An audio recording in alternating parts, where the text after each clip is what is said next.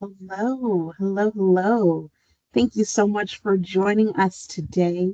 We're going to wait just a couple of seconds to allow folks to filter in and get their spot here in the chat for those of us who are here live today.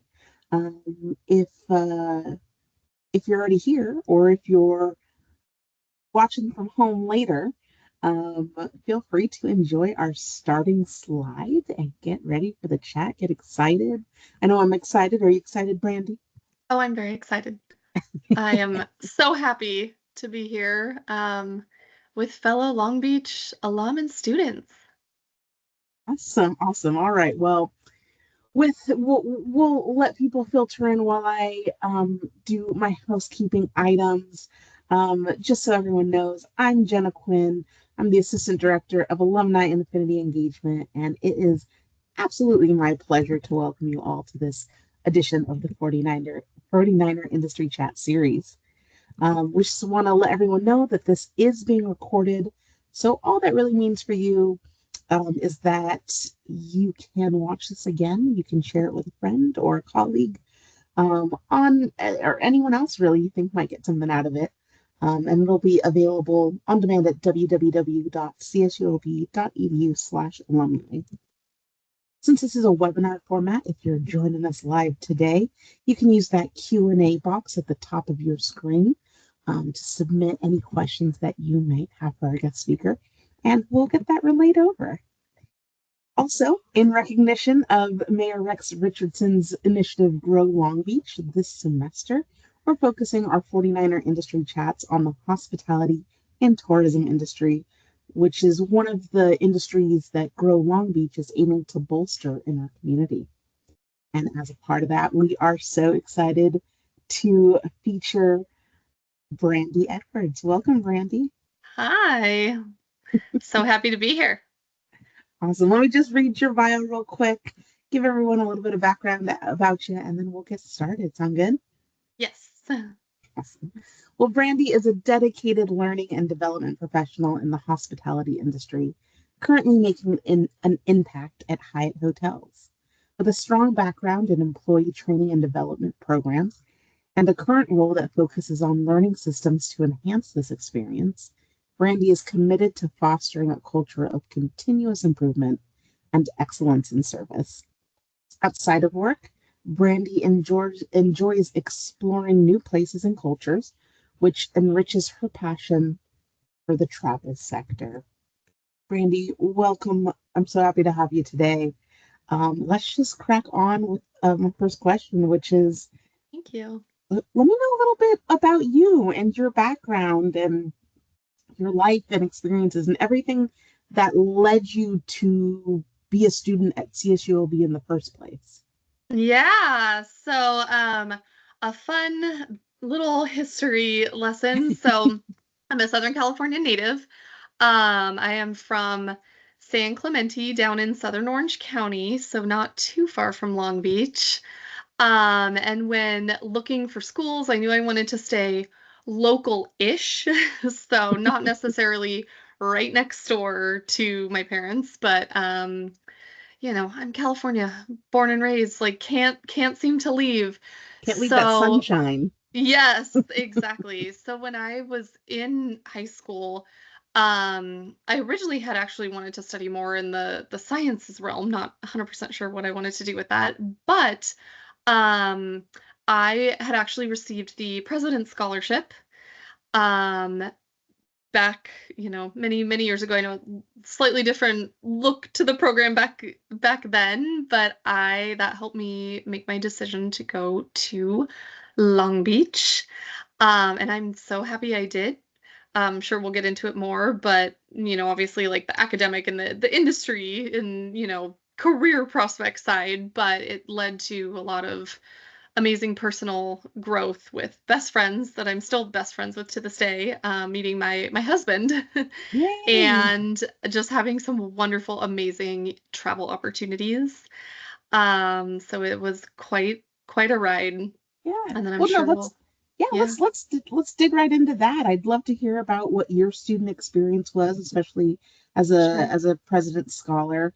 In addition to Yeah. that, what other clubs and activities were you a part of? I'd love to hear about the travel opportunities you had. Basically, what Yeah. was it like when you were here at Long Beach? Yeah, and it all also leads to like how I got into hotels. So it's kind of the perfect segue. Um, so I was very much got into school. Like I said, originally I kind of wanted to dabble in the science realm, but I had been involved in student government in high school and I loved this event planning aspect.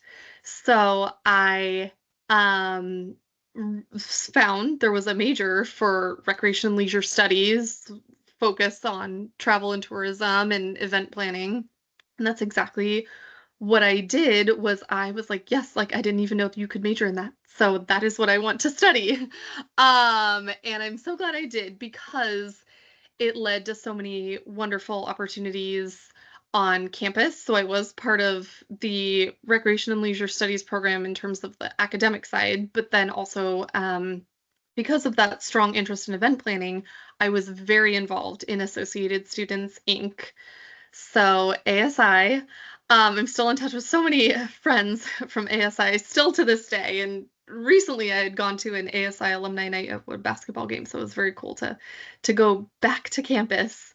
But I know some of the positions have changed over the years with ASI, but I was essentially the student body activities director, so I was in charge of planning on the student and week of welcome. We had, if anybody remembers the concerts in the pyramid, I got to bring Ludacris to campus Ooh. back in 2008, so that was very exciting.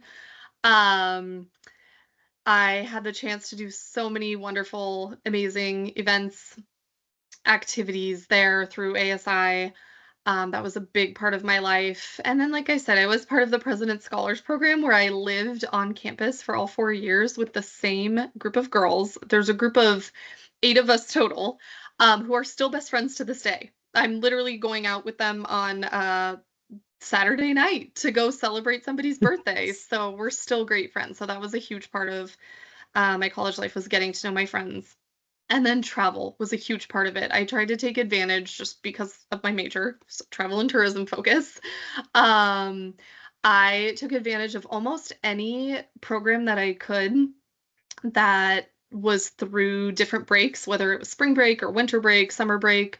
I did study abroad, did a more formal study abroad at the Sorbonne in Paris one of the summers. And then I did a couple programs where I got to travel to Greece one year, Italy another year, Belize as part of my program that was a little less academic. It was very cool to do a lot more hands-on and service. So I got to be a part of these travel and tourism programs, and I actually did back when the university honors program required, I think maybe some slightly different requirements than they do now, but we had to do a thesis, and my thesis actually was studying the effects of those short-term study abroad programs that I know Long Beach has offered and continues to offer and does a really great job at. Um, so that was a bit of my like student experience. As I mentioned, I also met my husband. So we met through student Yeah. government through ASI. We're just ASI for life. And yeah, we met young in college and we're still together and have two wonderful kids now. So, I love yeah. that. Just coming off of February, Valentine's Day, I always love Hmm. a good beach love story. They're Yes. literally my favorite. Well, so, so great that you're able to take advantage of all of these great programs and Mhm. resources and really integrate yourself. But as what happens with us all, right? Like our last day at the beach does come, right? Yes. And then there's that big question of like, what's next? So Yeah. when that was you, when you were there, what was that journey into your career like? What was that first job? What was the next job? How Right. did that play out for you? Yeah. So I I've mentioned event planning quite a bit with ASI, right? And that was actually my plan post-college, was to go into event planning, starting to look maybe into hotels to do catering and sales events. I feel like The Wedding Planner, the movie with J-Lo, had come out a few years before, and I feel like so many of us in my program, we have this envision of like, I want to be just like J-Lo when I graduate.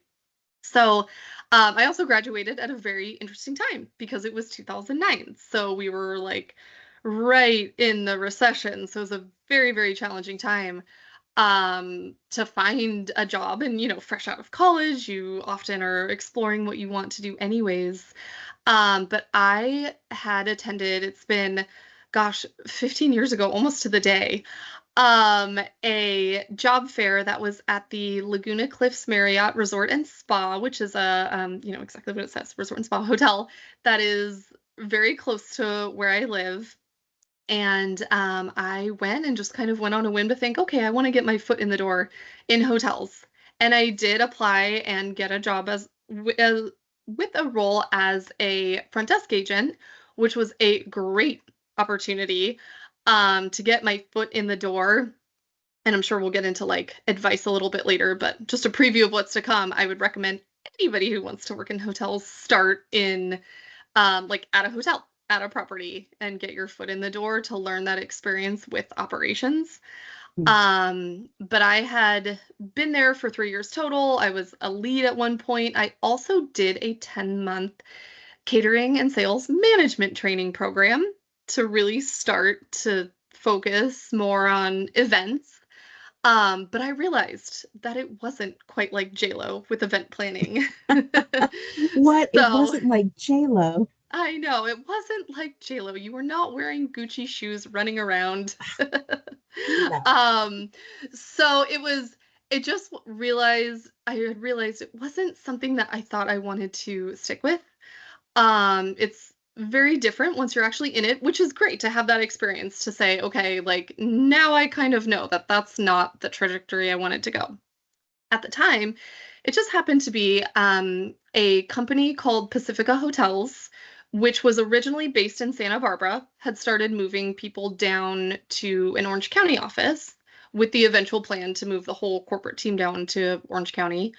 Um, so I had just been searching for jobs, like, where do I want to go? I don't want to be here at a hotel forever, but I want to keep in this industry. So I had actually applied for a role with a company called Pacifica Hotels, which is a third-party management group. So we manage franchise hotels. And that ended up being where I got a whole lot of experience, where I served as the operations coordinator when I first started. And I feel like that was one of the best areas where I could decide what I liked to do, what I didn't like to do, what I was good at, what I maybe wasn't so good at. I'm like, okay, I could never do marketing. I'm not quite that creative. I was like, okay, I like accounting. It doesn't bother me, but I don't think I want to stick with this. But I always had this interest in the people side, the HR side. Anytime it was an HR or people related project, that was always what I jumped on to volunteer to do. And specifically under the HR umbrella, training and development. So that's where I get into, eventually where I am now, in that I was asked about a year into my role with Pacifica Hotels if I wanted to be part of a program to take all of our hotels from one property management system to another, to a new updated cloud-based system. And I was told, oh, just learn the system. You'll be here as a corporate resource. It won't be too much work on you. I went to the first round of a train the trainer, a first on-site, in person, again, transitioning one system to another. And I had realized, okay, like the trainers that they have, I can do a better job than this. So I actually had essentially spent the next year and a half going through training on systems, and helping go through these system implementations, which are big at a property. You're cutting over an entire new, it's the brain of the hotel. Your property management systems are the brain. So went through that a year and a half and realized I had a knack for that training and development piece. And then I was given the chance to move up, become the training manager, and be in charge of learning and development for Pacifica Hotels.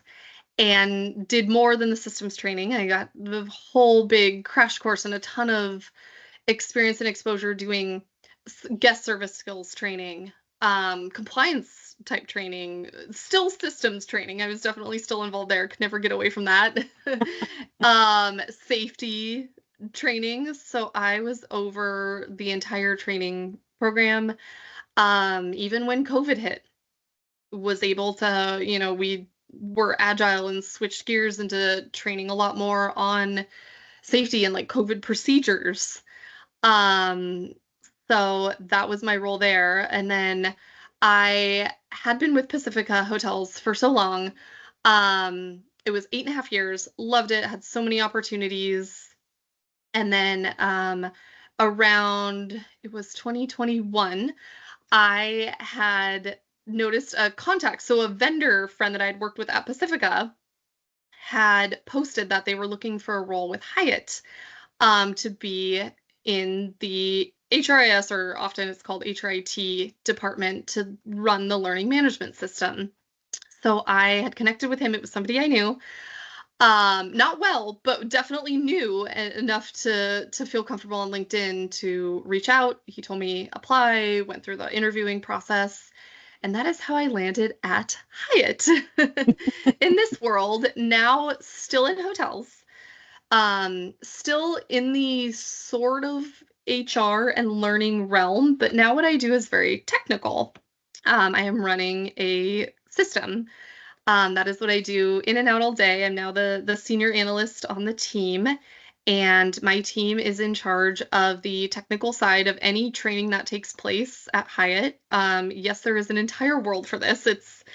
Hyatt's a big, big company. We're close to 200,000 colleagues.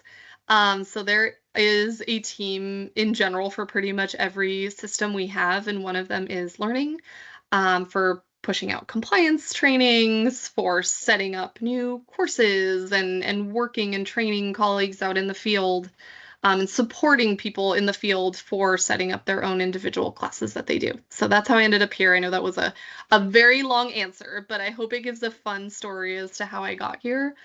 And now I'm with Yeah. Hyatt, and I can't imagine leaving. I hope I get to stay here forever. And you never know what happens in this industry, though. I had not really planned on leaving Pacific Hotels, but it just happened to be that somebody I knew posted this very interesting sounding job, and it's Hyatt. It's a great company.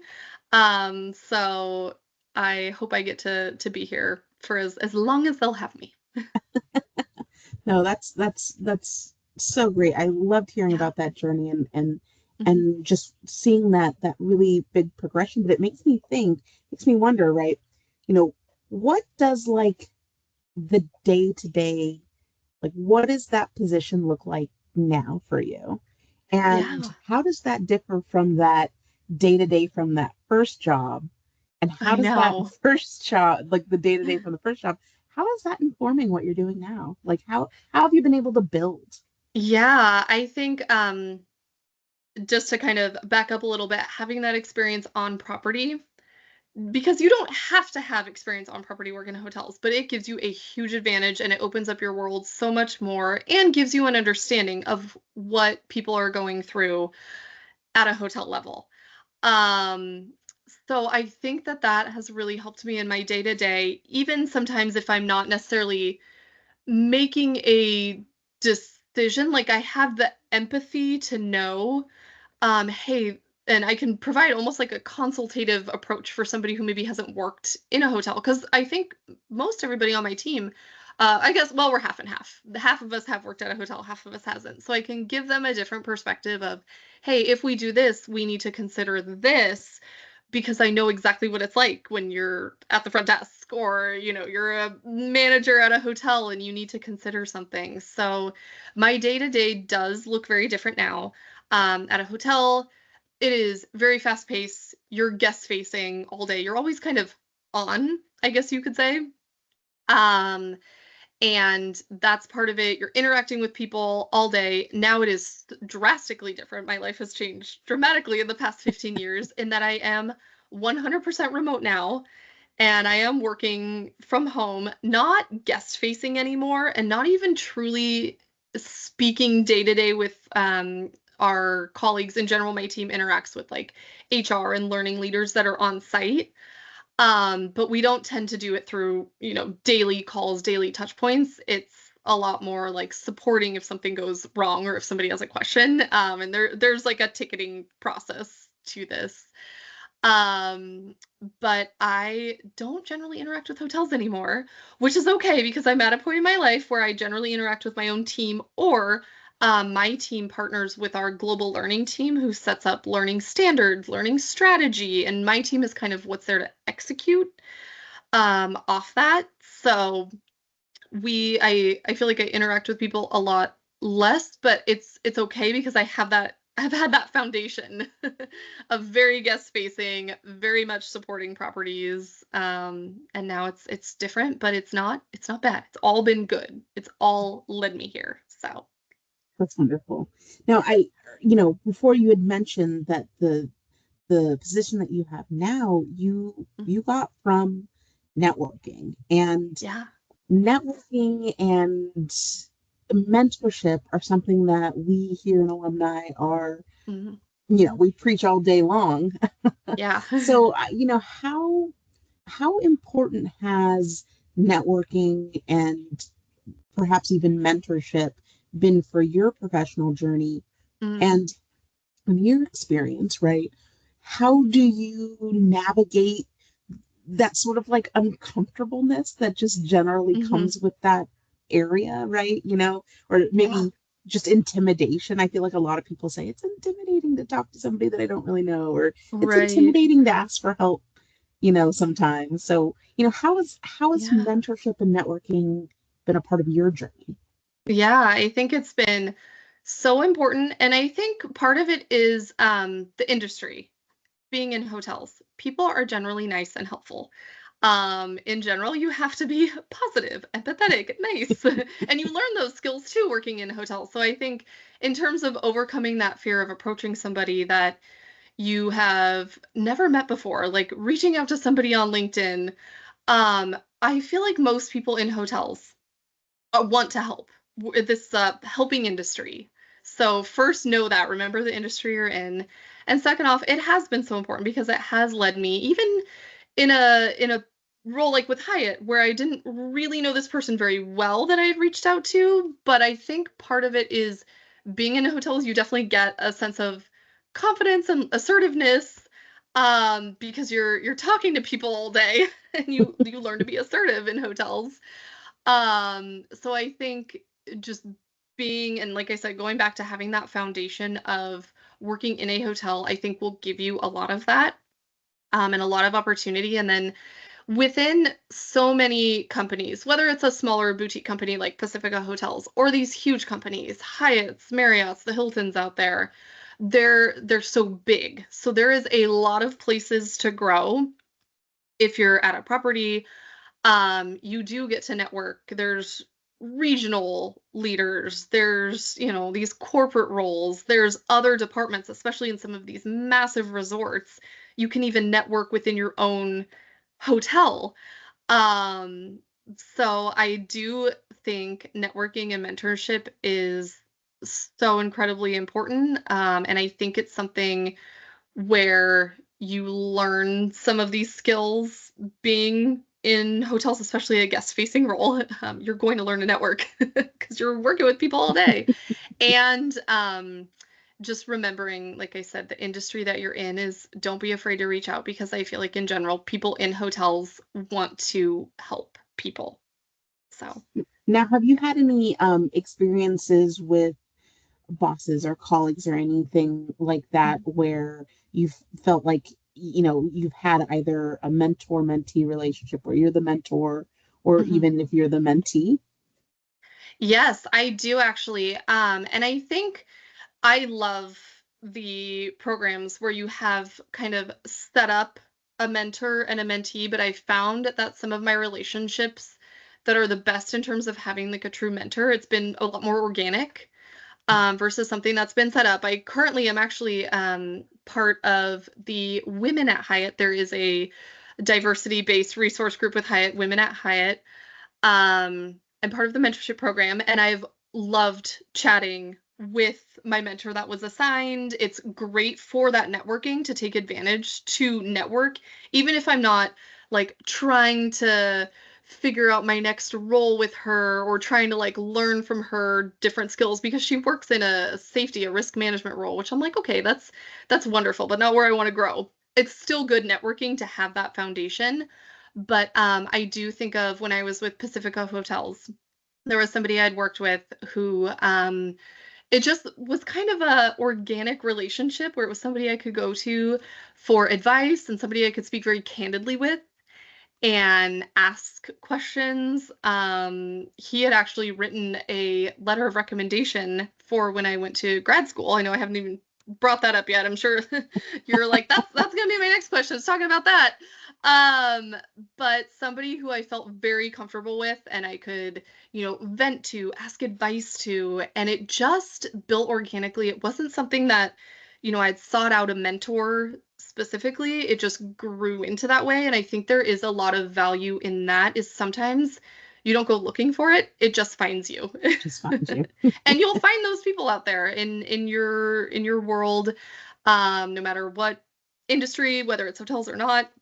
You'll definitely find those people that you're like, okay, I can speak very candidly to them and I can ask them for advice and they will give it to me straight. Yeah, no, that's Yeah. perfect. And yeah, no, I mean, you're incredibly intuitive.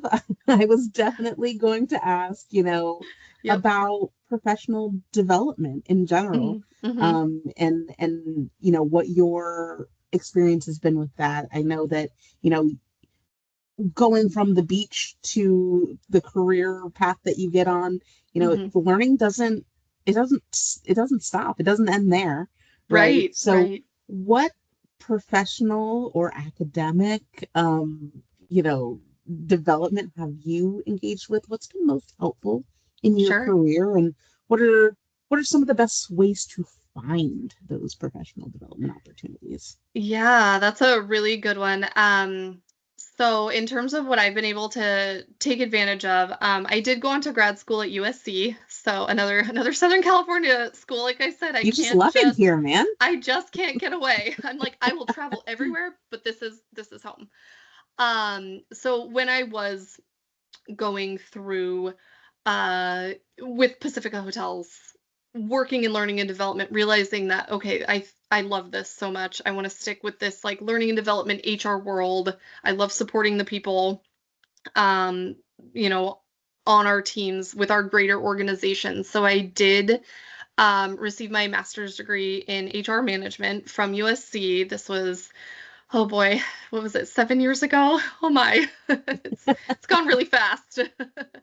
Um, and I did find that first off, my team supported me. I was traveling heavy duty at that point, doing on-site trainings a lot during my grad school experience. So I had a very supportive team.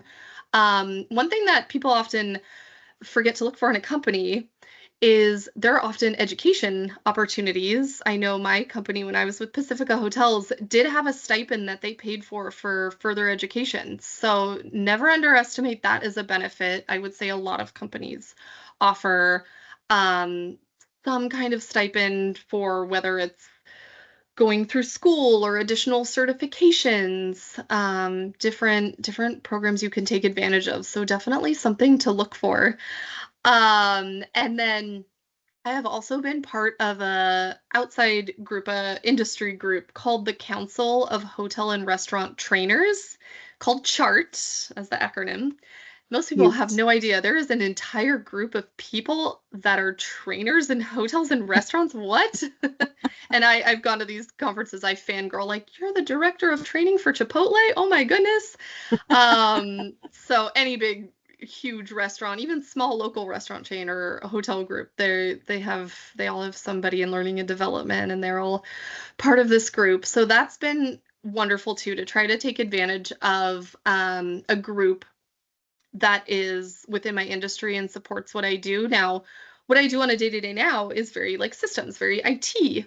Um, but I'm still in the learning space and still want to continue to grow in that space. So I would say if you can look for a group that serves and supports what you're doing, that would be something I would definitely recommend. So, And what was yeah. that organization that you were specifically part of again?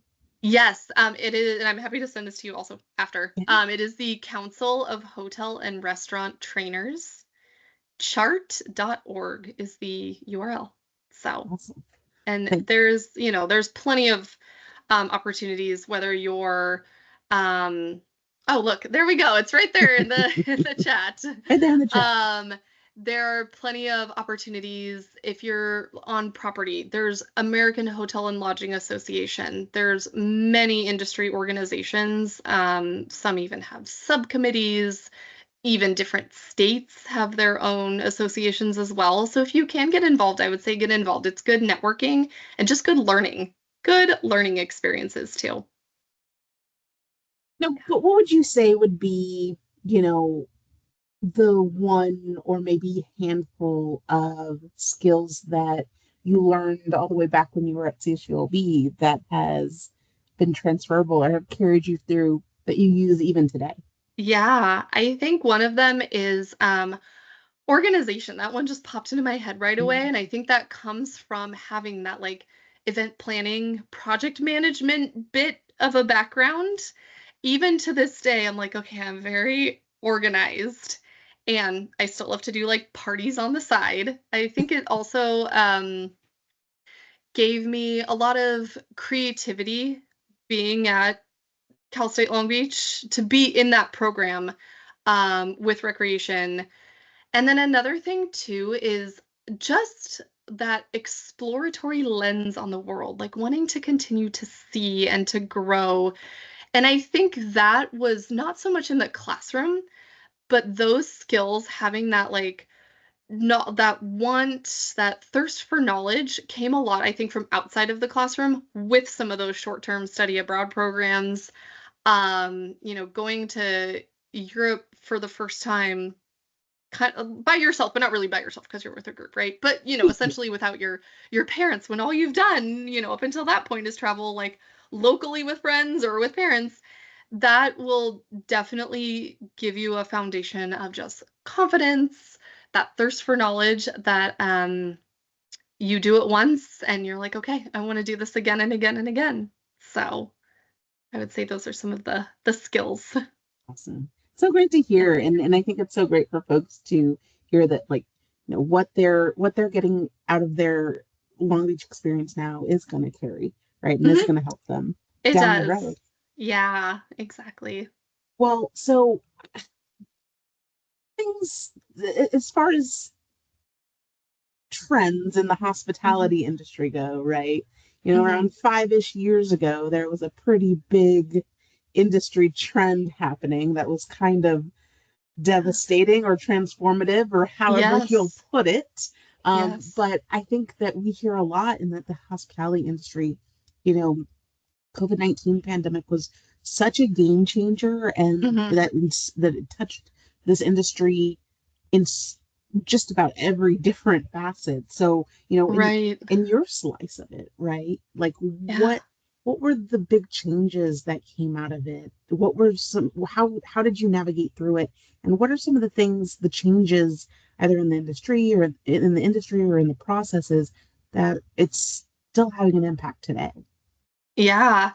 I would say I think one of the biggest things from COVID, because hotels, it's part of the leisure experience, right? It's not something you have to do. So it hit hotels very, very hard. I know when COVID happened, I was furloughed for 6 weeks. I'd actually come back from maternity leave after having my daughter, was back in the office for 3 weeks and then furloughed for 6 weeks, which I was Mhm. surprised it was that short of a time.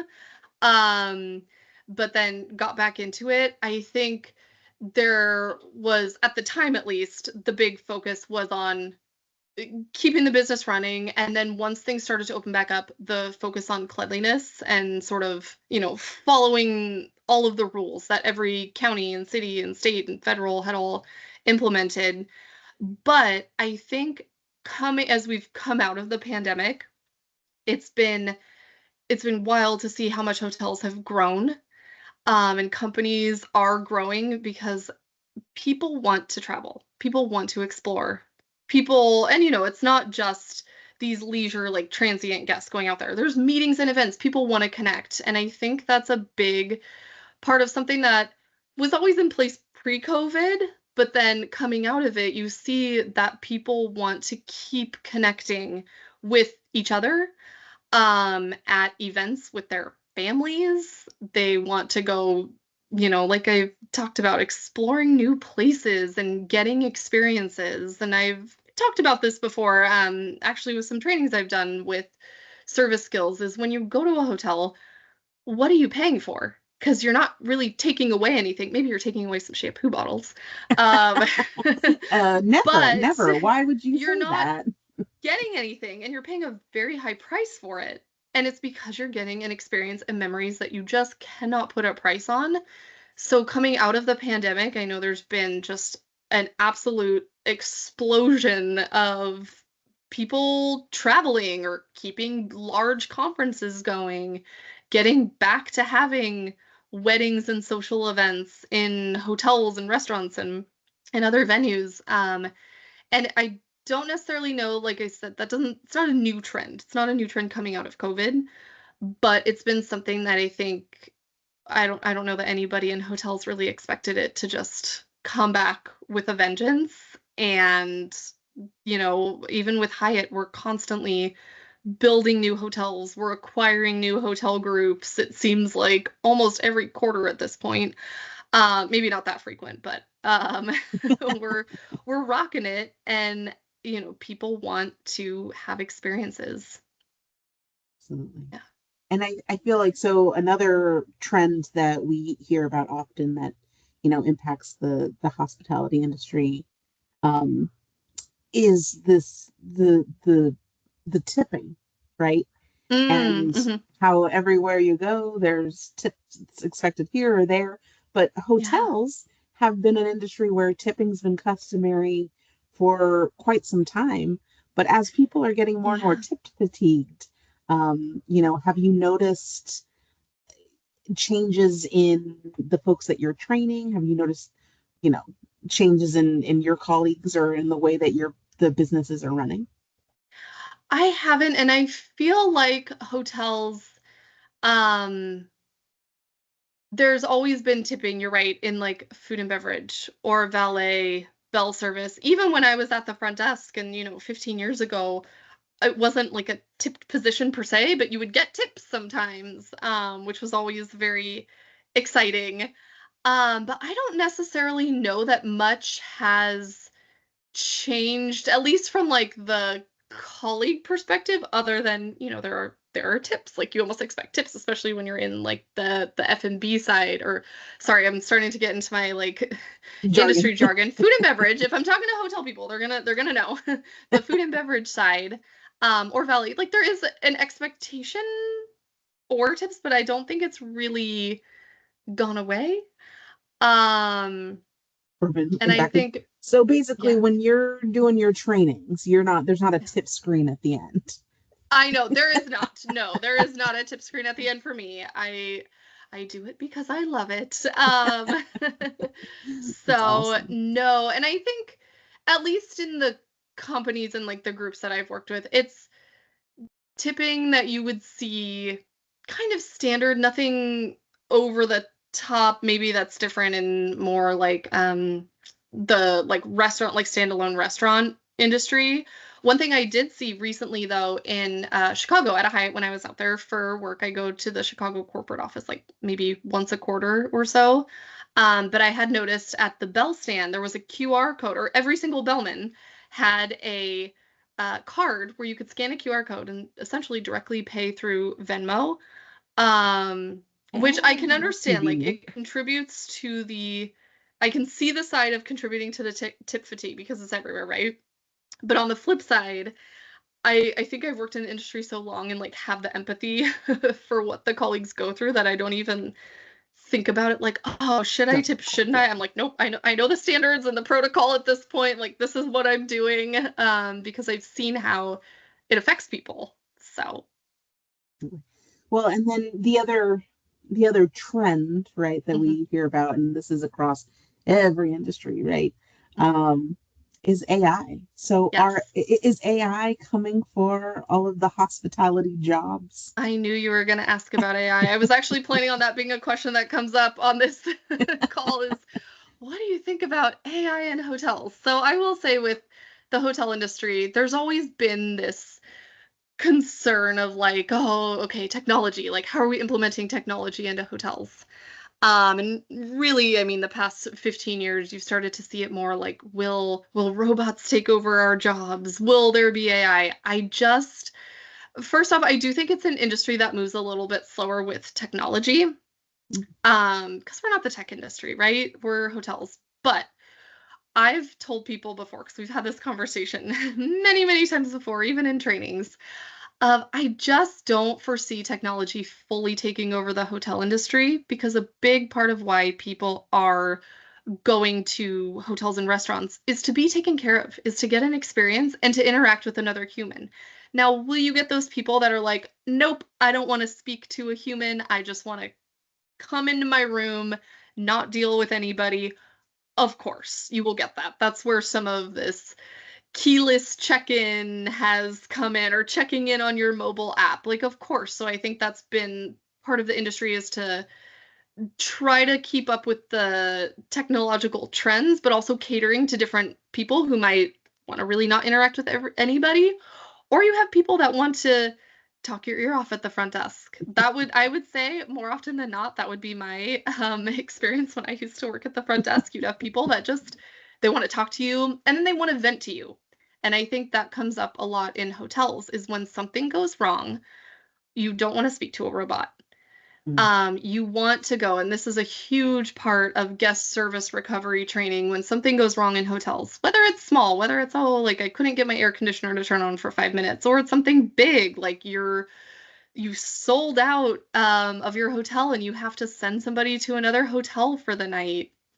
You get these, all kinds of issues that could come up every single day in a hotel. People don't want to vent to a robot. They want to speak to a human who will show not just an apology, but empathy, understanding of how frustrating it is to be in that position.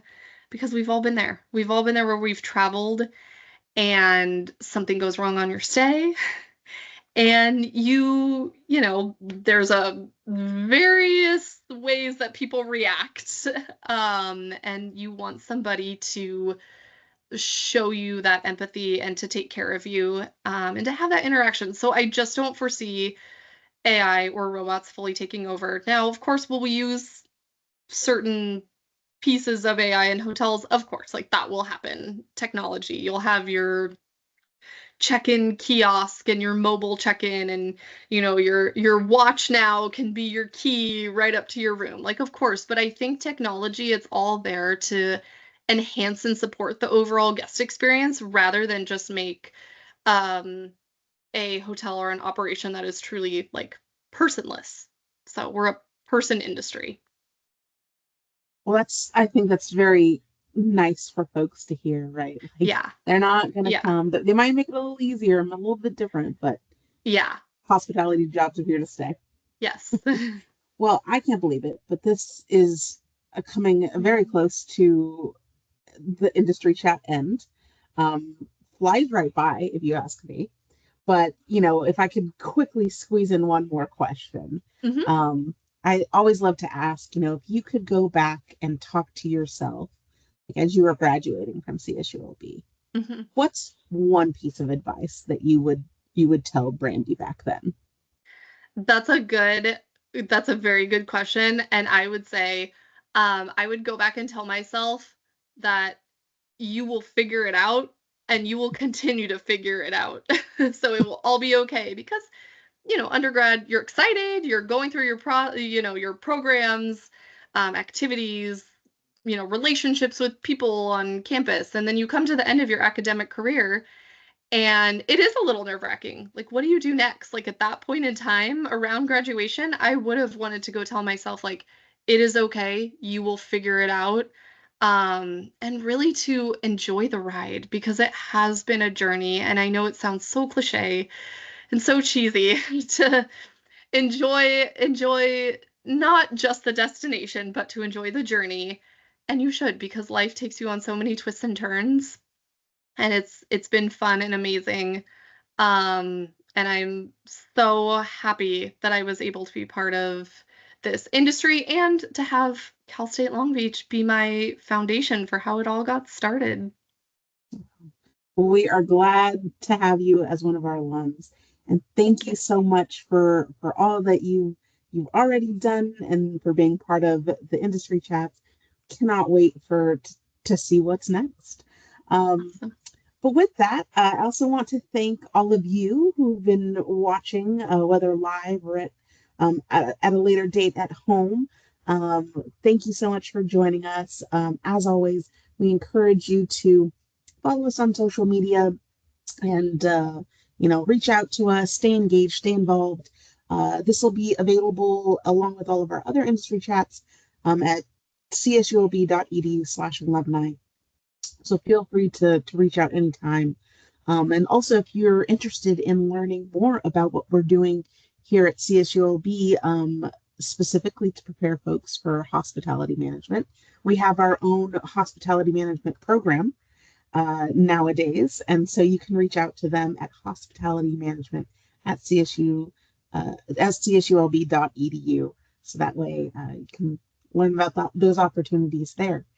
Um, but if, Brandy, if someone wanted to reach out to you and maybe continue the conversation or ask questions that we have not asked you yet today, how might they best be able to reach you? Through either LinkedIn or feel free to email me. I believe that might be in the chat right about now. I think I saw that maybe pop up my LinkedIn profile. Reach out to me there or feel free to email me. If you see my email that doesn't look exactly like my last name, it's because it's very hard to change your email from my maiden last name to my married last name. So that is the correct email. So don't be afraid. Oh, But yes, I empathize with you. I am still yes. using my maiden last name for my email as well. Yep. Okay, I'm not the only one. No. But yeah, please reach out and we can keep our conversation going from there. Awesome.